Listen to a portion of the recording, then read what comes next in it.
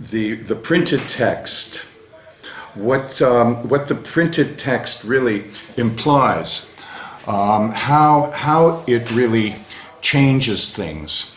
And one of the ways that it really changes things is it creates a privacy in reading that wasn't normally the case in Europe before that, and certainly has never been the case in traditional India. That normally when things were read out from manuscripts, they were read out loud and they were shared with other people. So when St. Augustine happened to enter the room of the Pope Ambrose in I think the end of the 4th, beginning of the 5th century, and he saw the Pope Ambrose reading to himself from a text, he was so amazed that he commented and wrote a whole page in Confessions regarding this observation. It was so strange to him. And what this privatizing... So this marks a substantial... Kailash? Yes, so this represents a substantial shift from primary orality in Walter Ong's language. Absolutely. Absolutely. And this sets the stage at the same time for Martin Luther to appear, what is this, almost 100 years after this, and makes the call for basically privatizing Christianity. In other words, taking Christianity out of the sort of the public realm where the Mass is celebrated in a language that is unknown to the common people, and making the Bible available to everyone to read to himself, and therefore to have his own interpretations. I think that along with the concept of privatizing goes this concept of making more abstract, so that everyone basically eventually can have a little portable book to carry around and read to themselves and have a private relationship with this and have private interpretations of this. And this indeed sets the stage for what the Enlightenment is going to eventually pronounce, which is this separation and reversal of church and state, where the church up until this time had been public, and politics had been private. Now we have a reversal that's going to take place in the Enlightenment, which places the politics into the public realm and the church into a religion into the private realm. Did I say public and private in that order? I hope so. Yes, yes. Okay. So what we have is the emergence of the category of the personal as an experience that can be commonly worked out, and so we have individualism springing out from its collectivist moorings. Yes, exactly right. And this is very important for us to be aware of, that this is really, the birth of what will turn out to be consumerism and the means And of absorbing the oversupply of the Industrial Revolution.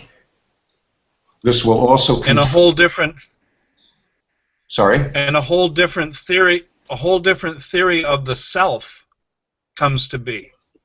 Well, exactly. This is what we are going to see, because what we want to do here is that we're looking at another culture, India.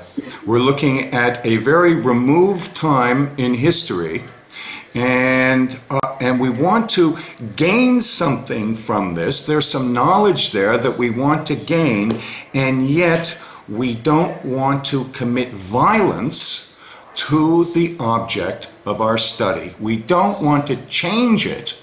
We don't want to superimpose something that wasn't there.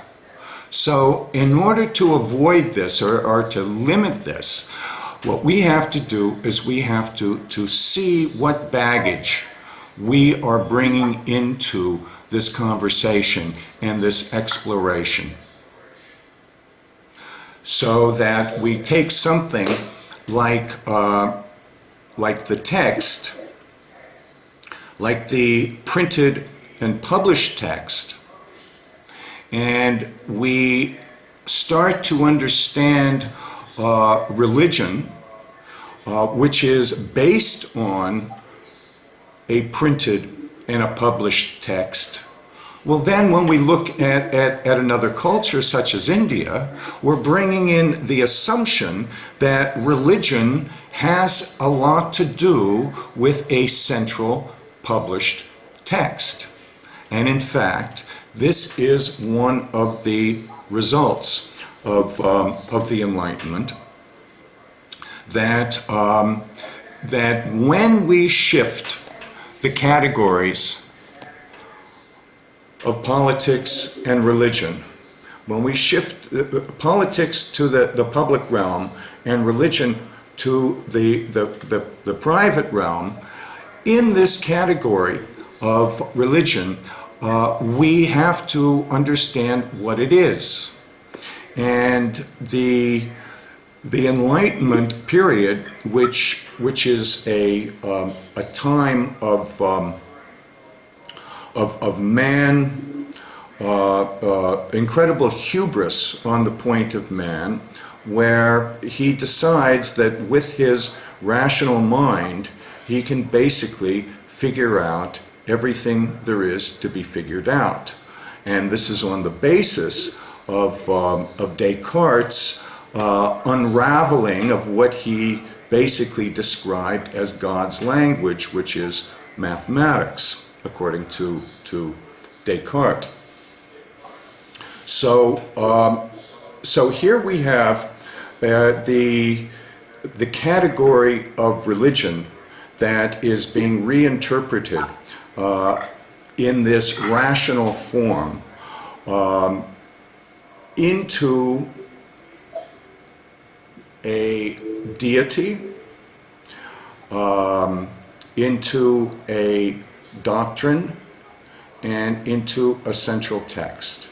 Now, curiously enough, this fits Christianity very, very well. And in reality, it doesn't fit a number of the other so-called world religions that have to be put into this kind of a mold. With Christianity, we have a new Christianity, actually, this born from Martin Luther, and more importantly, born from Gutenberg and his printing press, because what was printed on the printing press basically was the Bible. And I would think that this was the case for at least 50 years, if not 100 years, that the major work of all the printing presses in Europe were printing Bibles. And the reason for printing Bibles was not for public articulation, for oral articulation, but was for this privatization and for people to have this sort of personal relationship which, as Kailash pointed out, is now working on developing the cult of the individual.